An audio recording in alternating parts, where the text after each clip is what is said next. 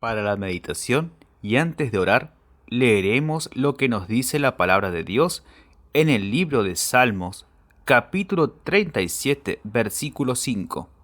Encomienda a Jehová tu camino y confía en Él, y Él hará. Teniendo en cuenta este versículo, oremos para pedir sabiduría de lo alto, para poder comprender la lección que estudiaremos este sábado. Oremos.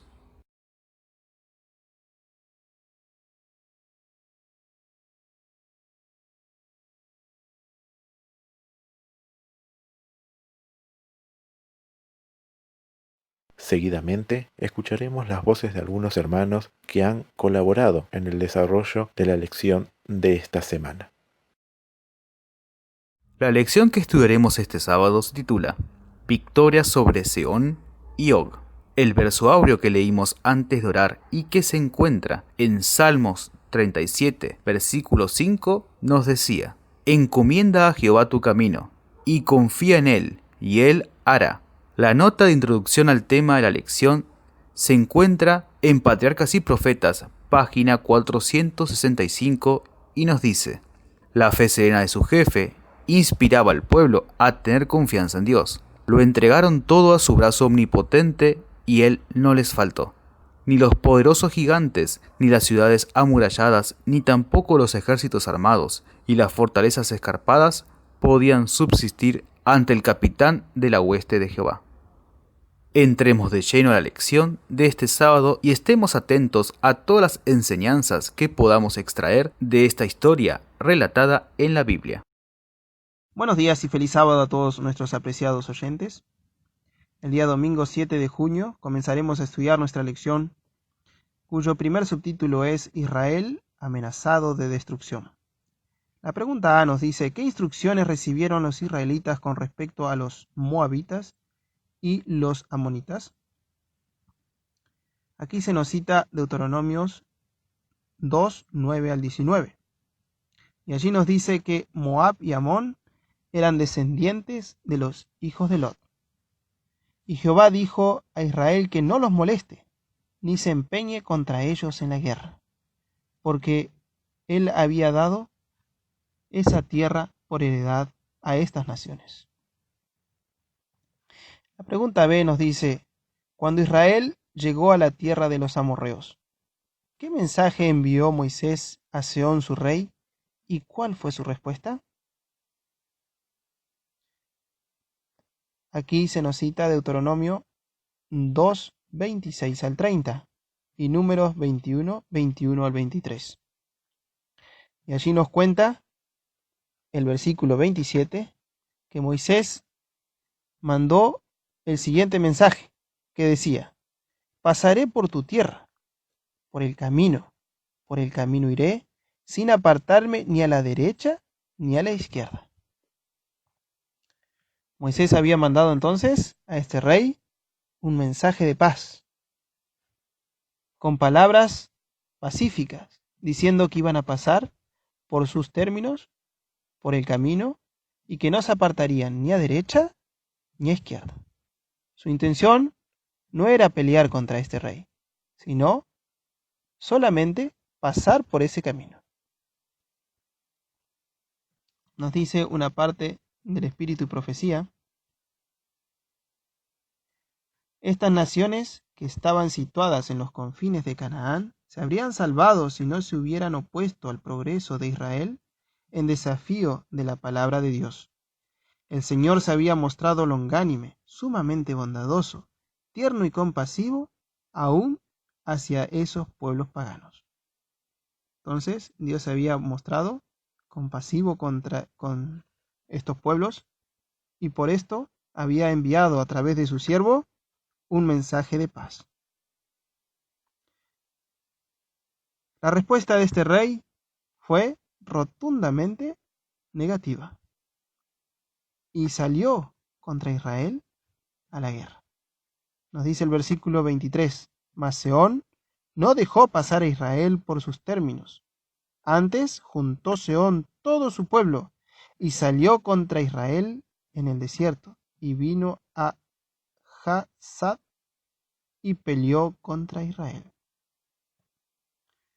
La nota nos dice: la contestación de Sehón fue una negativa terminante, y todos los ejércitos de los amorreos fueron convocados para oponerse al paso de los invasores.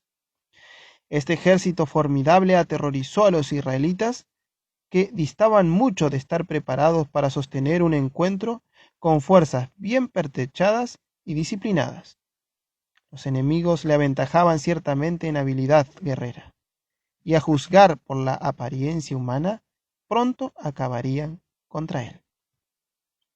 Moisés mantuvo fija la mirada en la columna de nube, y alentó al pueblo con el pensamiento de que la señal de la presencia de Dios estaba aún con ellos. Al mismo tiempo, les mandó que hicieran todos los esfuerzos humanos posibles a fin de prepararse para la guerra. Sus enemigos estaban ansiosos de librar batalla, en la seguridad de que raerían de la tierra a los israelitas mal preparados. Israel no tenía opción, no tenía oportunidad humanamente posible para vencer a este rey, para vencer a este gran ejército, un poderoso ejército. Pero Moisés mantuvo la mirada en la columna de nubes. Allí estaba su Redentor, allí estaba su Salvador, allí estaba Cristo. Él iba a obtener la victoria para Israel. Animó al pueblo para que hicieran todo lo humano posible, que se prepararan humanamente posible lo mejor que pudieran, y los animó a confiar plenamente en su Redentor. Que Dios nos ayude a poner siempre nuestra mirada en Jesús. Amén. Feliz sábado, hermanos. Vamos a estudiar la lección perteneciente al tópico 2 del día lunes 8 de junio. El título es: Los amorreos son conquistados. La pregunta A nos dice: ¿qué instrucción le dio el poseedor de todas las tierras al jefe de Israel? Vamos a buscar en Deuteronomio capítulo 2, versículo 31. Y díjome Jehová: he aquí yo he comenzado a dar delante de ti a Sehón y a su tierra. Comienza a tomar posesión para que heredes su tierra. Es entonces que vemos que Dios le dijo al jefe de Israel que tome Sehón. La pregunta B nos dice: ¿qué había sido profetizado acerca de los amorreos en el tiempo de Abraham? Vamos a ver lo que nos dice en el libro de Génesis, capítulo 15, versículo 16. Y en la cuarta generación volverán acá, porque la maldad del amorreo aún no ha llegado a su colmo. Aunque los amorreos eran idólatras, que por su gran iniquidad habían perdido todo derecho a la vida, Dios lo toleró 400 años para darles pruebas inequívocas de que Él era el único Dios verdadero, el hacedor de los cielos y la tierra. Ellos conocían todas las maravillas que Dios había realizado al sacar de Egipto a los israelitas. Les dio suficiente evidencia y podrían haber conocido la verdad si hubieran querido apartarse de su idolatría y de su vida licenciosa, pero rechazaron la luz y se aferraron a sus ídolos. Cuando Dios condujo a su pueblo por segunda vez a la frontera de Canaán, proporcionó evidencias adicionales de su poder a aquellas naciones paganas. Vieron que Dios había estado con Israel en la victoria que obtuvo sobre los ejércitos del rey Arad y de los cananeos, y el milagro obrado para salvar a los que perecían por las mordeduras de las serpientes. Los israelitas no habían manifestado hostilidad en todos sus viajes y campamentos frente a las tierras de Edom, de Moab y de Amón, ni habían hecho daño alguno a la gente o a sus propiedades. Al llegar a la frontera de los amorreos, Israel había solicitado permiso para atravesar directamente el país, prometiendo que observaría las mismas reglas que habían regido su trato con otras naciones. Cuando el rey amorreo rehusó lo pedido con cortesía y en señal de desafío congregó a sus ejércitos para la batalla, se colmó la copa de la iniquidad de ese pueblo, y ahora Dios iba a ejercer su poder para derrocarlo. Patriarcas y Profetas, páginas 462 y 463. La pregunta C nos dice: ¿cuál fue el resultado de la batalla? Los israelitas cruzaron el río Arnón y avanzaron sobre el enemigo. Se libró un combate en el cual los ejércitos de Israel salieron victoriosos. y aprovechando la ventaja obtenida, estuvieron pronto en posesión de la tierra de los amorreos. Fue el capitán de los ejércitos del Señor el que venció a los enemigos de su pueblo, y habría hecho lo mismo 38 años antes, si Israel hubiera confiado en él. Patriarcas y Profetas, página 463. Vemos entonces la diferencia que hubo entre esta victoria y aquella vez que estuvieron frente a Canaán, porque esta vez confiaron en el Dios de los ejércitos, quien estaba esta vez acompañándolos, porque ellos mismos, bajo la incredulidad, habían rechazado la compañía de este piadoso y amoroso Dios. Sigamos estudiando, hermanos, la lección y oremos por más sabiduría. Amén, hermanos. Martes 9 de junio. Confiando en Dios. Pregunta A. ¿Cómo describe David acertadamente la actitud que habría tenido Moisés al oír hablar de los grandes ejércitos de Canaán? En Salmos 112, 7 y 8 hay para destacar lo siguiente. Su corazón está apercibido, confiado en Jehová. Asentado está su corazón, no temerá hasta que vea en sus enemigos su deseo. Los Hechos de los Apóstoles, página 372, hay un pequeño párrafo que es para resaltar. Dios cumplirá su promesa con todo aquel que deposite su confianza en él. Pregunta B. ¿Qué pudo decir Moisés confiadamente después de conquistar a Sehón, rey de Hesbón? Deuteronomio 2:36. Desde Aroer, que está junto a la ribera del arroyo de Arnón, y la ciudad que está en el arroyo hasta Galaad, no hubo ciudad que escapase de nosotros. Ahora bien, a resaltar esta última parte, todas las entregó Jehová nuestro Dios en nuestro poder. ¿Cómo fue inspirado el pueblo? 38 años antes, el pueblo de Israel había salido con sus propias fuerzas a luchar, pero fueron derrotados y miles de hebreos perecieron.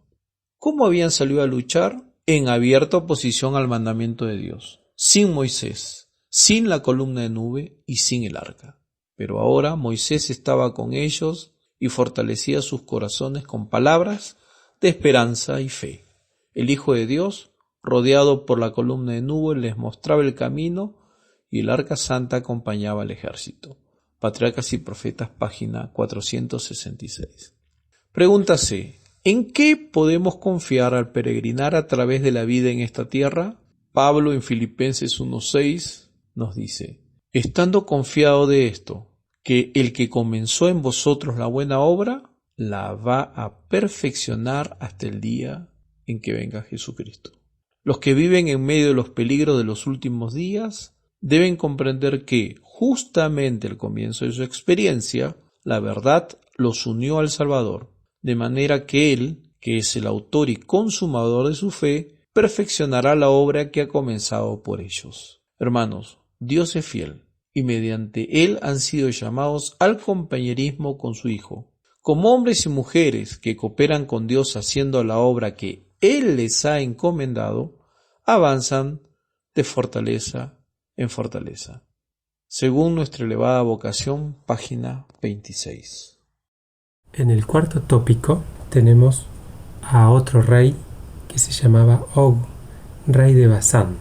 La pregunta A nos dice, ¿cuál fue el siguiente objetivo de los israelitas después de la victoria sobre Sehón?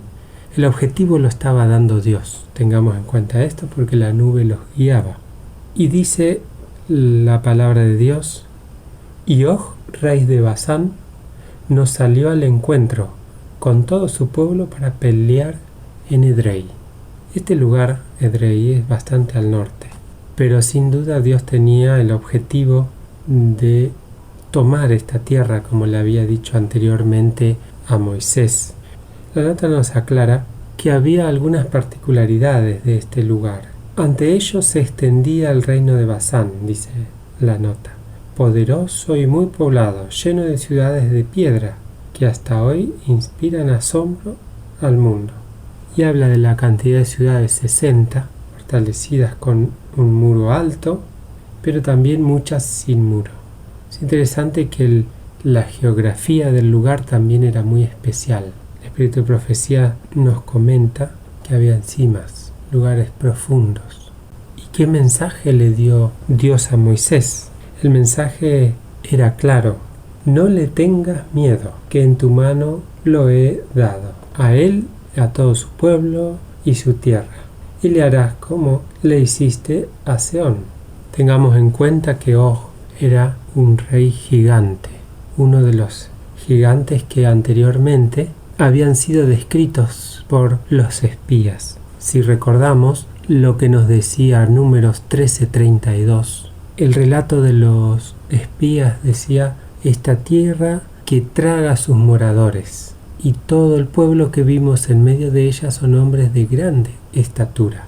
También vimos allí gigantes, hijos de Anac, raza de gigantes, y éramos nosotros, a nuestro parecer, como langostas, y así les parecíamos a ellos. Entonces, de esta manera habían descrito, sin duda que no con confianza en Dios, sino con su propia confianza, y por lo tanto su incredulidad en cuanto a la posibilidad de poseer esa tierra.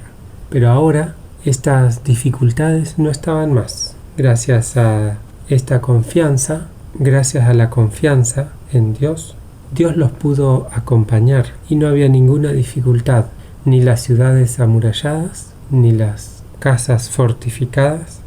El Señor desconcertó al enemigo. Acá nos menciona incluso avispas. No sabemos qué métodos usa Dios. Dios tiene todo a su disposición. Podemos saber que Él puede usar avispas, puede usar muchas herramientas, puede usar muchos medios para lograr sus objetivos.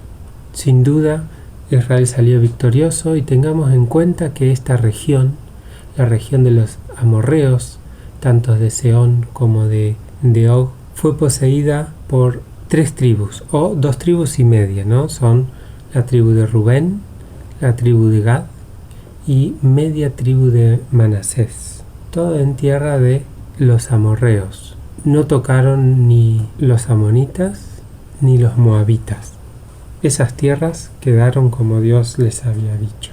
La pregunta C nos dice: ¿cómo ayudó el Señor a su pueblo en la tierra contra los 2 reyes amorreos?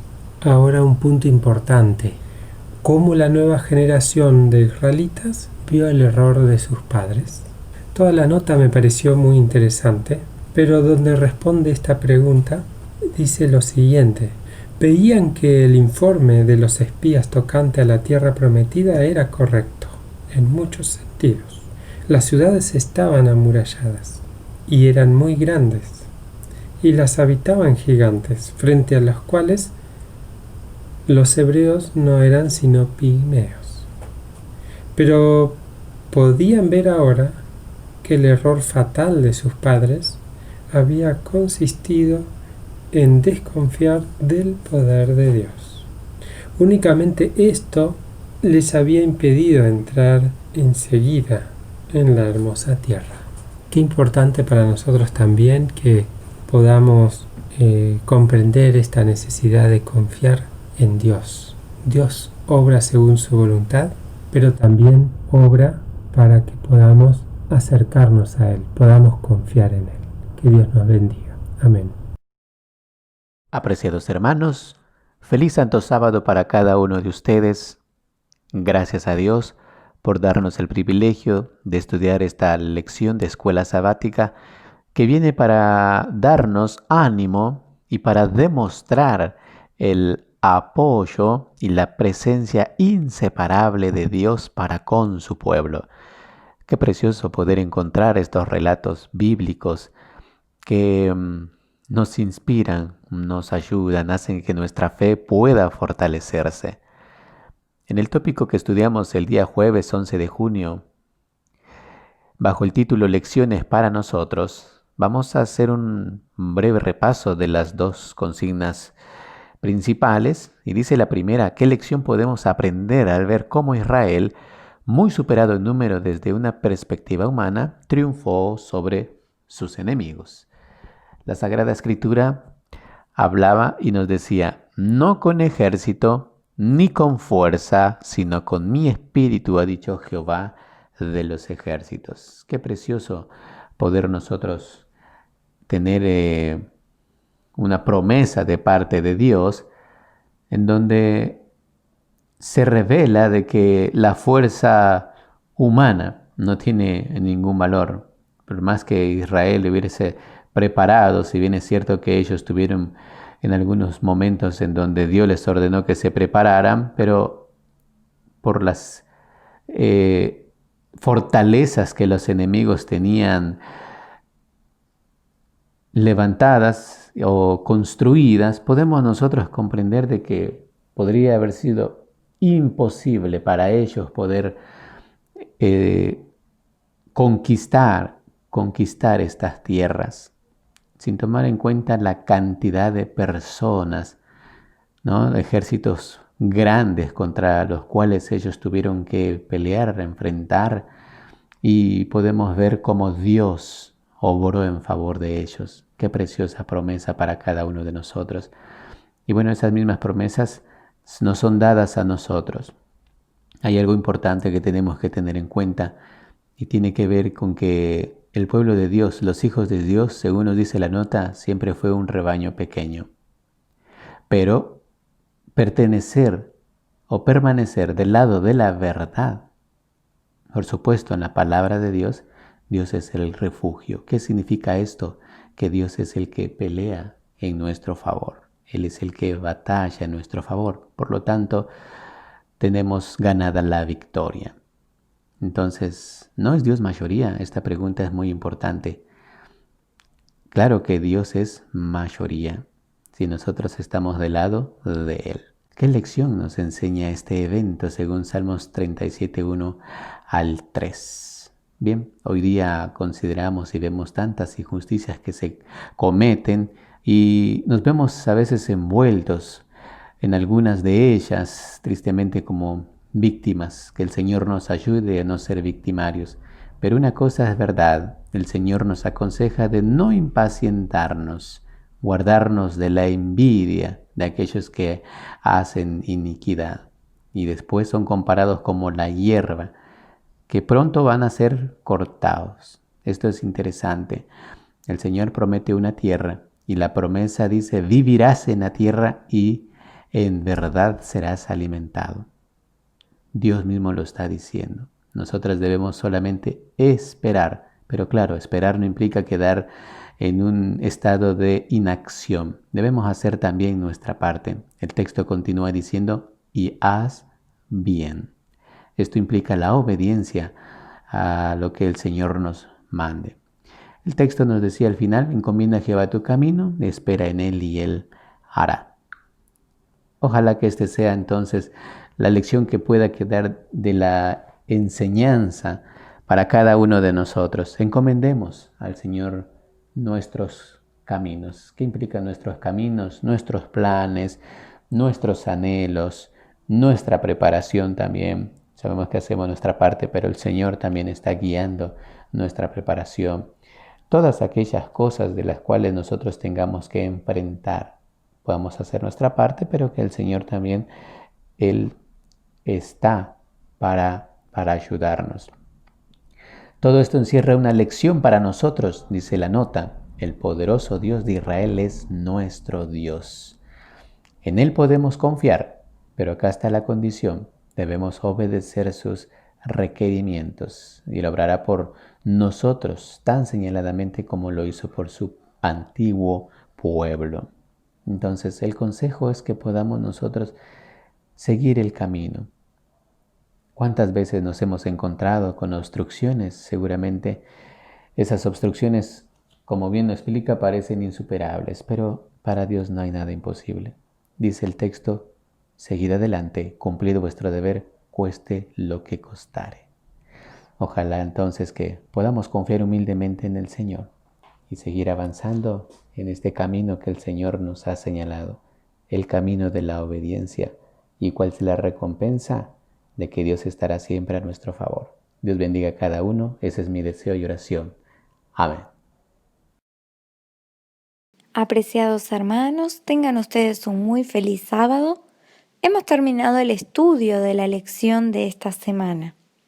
Vamos a recordar algunos puntos importantes que debemos tratar de llevarnos como enseñanza.